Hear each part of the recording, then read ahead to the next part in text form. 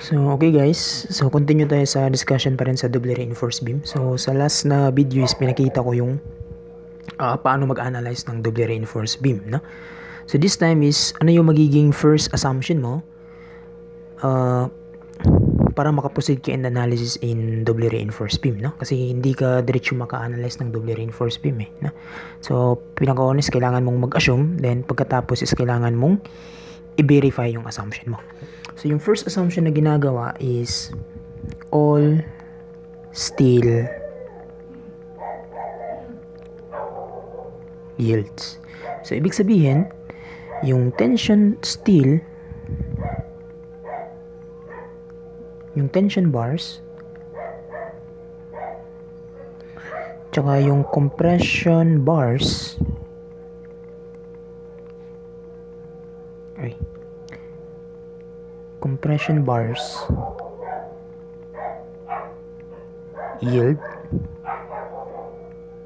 yields. Okay?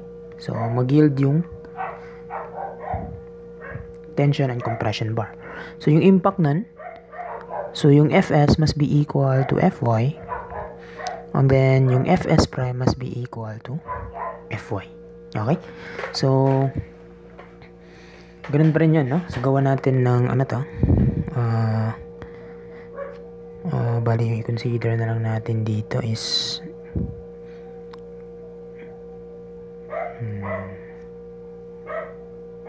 gawa na natin ng pressure diagram, stress diagram. Okay. So, for compression block, so meron yung stress, yeah? So, may stress yan na 0.85 ng Fc prime. And then, dito meron tayong tensile force, I say 1. Kasi yung bolt na kino-consider natin, yung steel bar na kino-consider natin dito is yung part lang, no? AS1 Fy, no? Fy kasi Fs equals Fy, no? Parang ganun. Then, dito naman, so yung CC nito is just 0.85 ng Fc prime AB. And then, for the compression bar, so meron din yang CS. Okay. So, yung CS na yan is just equal to ES prime, FS prime. Gawin ko na lang FS to para general, no? FS. Then, yung T2 is T2. T2 is equal to ES to FS. So, yung mga moment arm nito, this is just, ito yung moment arm niya, that is just effective depth minus yung ito, no? So, ito minus nito. Parang ito yan. So, yung dito naman, so, same lang dun sa singly. D minus A divided by 2. So, ganyan, no? So, makikita natin dito na yung ES, yeah, yung ES is just equal to ES1 plus the ES2. Okay? So, yan yung magiging equivalent natin. So, since yung I assume ito yung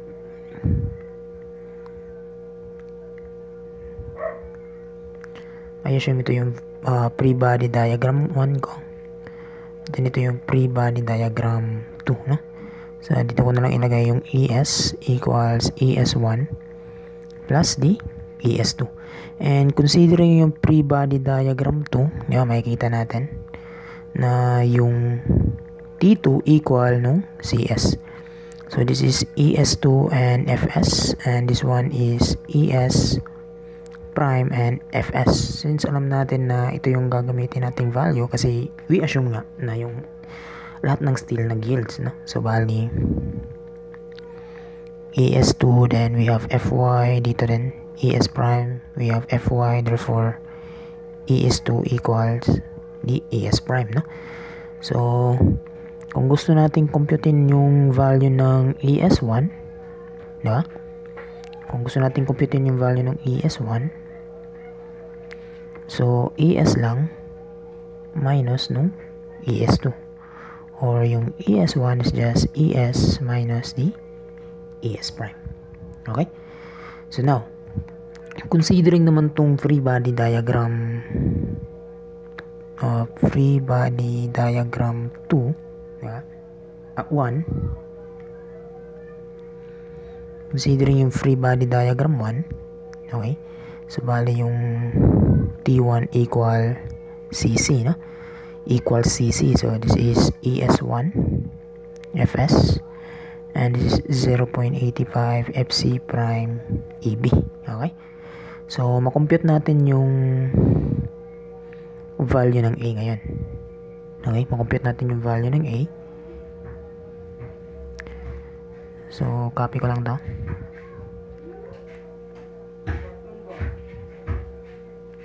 Hindi. Copy ko lang to lahat.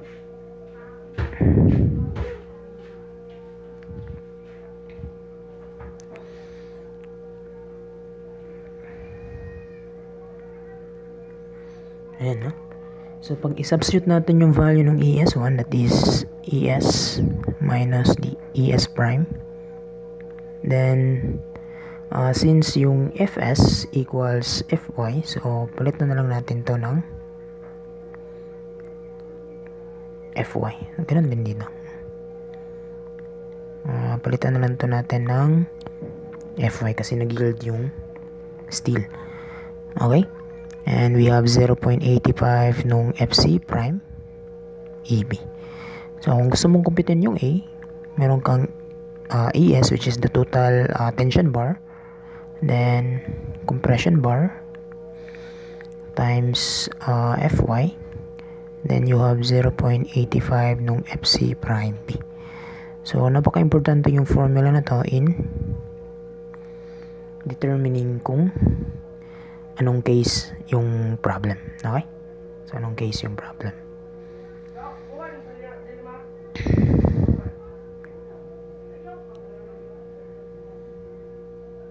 Ayan, no? So, since given sa, diba? Kadalasan pag nag-investigate tayo, yung given lagi is yung total total area ng tension bars tsaka total area ng compression bars.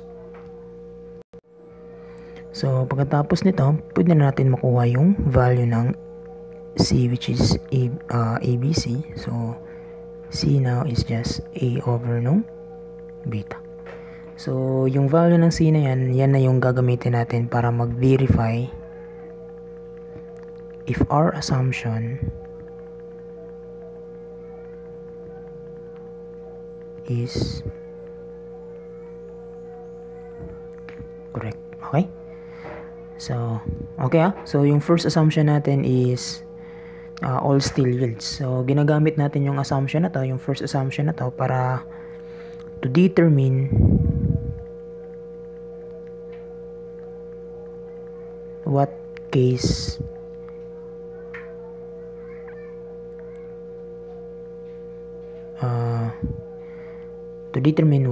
okay? So, determine what case. Okay, sa analysis ng doble, meron tayong tatlong case. Okay? So, ito yung ginagamit natin para ma-determine natin kung anong case yung beam na to. No? Saan siya nag-fall. Okay? So,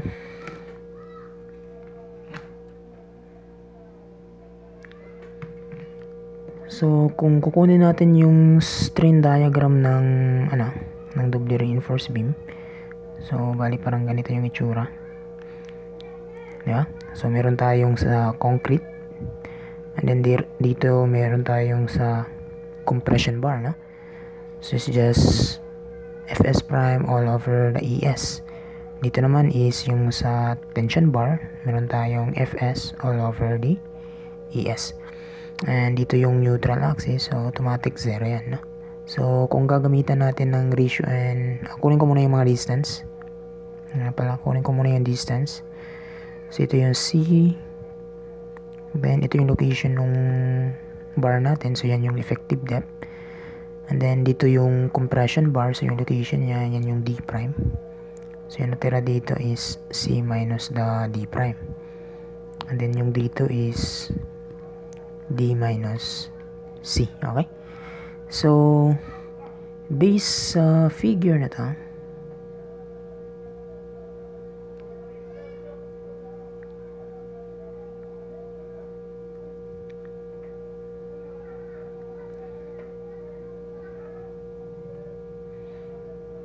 okay, sa base sa figure na to, so meron tayong by ratio and proportion, bali ito 0.003 over 0.003 all over C is equal to ES all over this distance DC. Okay, so therefore masolve natin yung value ng Fs. So we have ES times 0.003 ng D minus C over C. So therefore this is 600 D minus C over C, provided na yung ES dito is 200,000 megapascal. Okay, next, considering naman yung data, so meron tayong 0.003 all over yung ito C, then is equals to ES prime all over this height, which is C minus D prime. So ibig sabihin, makukompute natin yung Fs prime, di ba? Ito yung value, no? Yung mga ganyan. So substitute mo lang yan. So you will have ES ng 0.003 C minus the D prime all over C. So therefore yung Fs prime is just 600 ng C minus D prime over C. Okay? So